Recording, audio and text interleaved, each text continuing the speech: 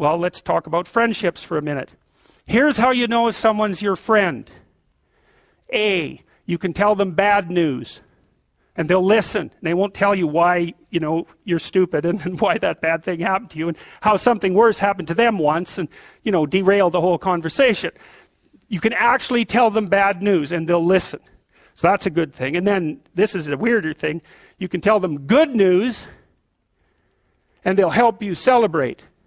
And that's a really good way of deciding who you should have around you. Because if you have someone around you, something good happens to you and you're kind of afraid to even admit it because, God, something good happened to you. It's like, you let that be known and it'll certainly be taken away. So, you come out and you sort of tell someone half-heartedly that something good happened to you and they give you a whack and then talk about, the great thing that happened to them 3 years ago. Or worse, the great thing that happened to someone that they knew 3 years ago.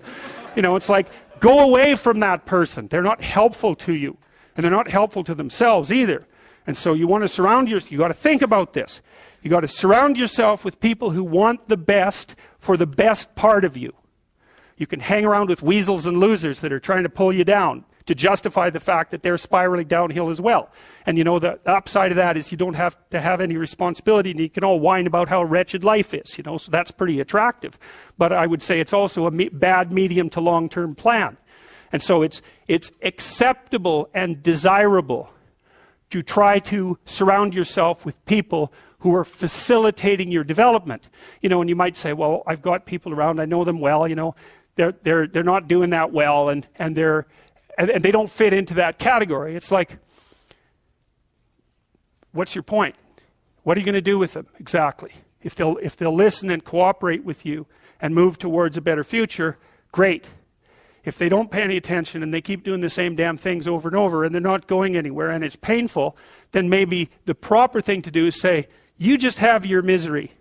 I'll go off and have my life. And maybe you'll wake up at some point in the future and think that's a better way of being. Because just putting up with it is, well, they call that enabling, right?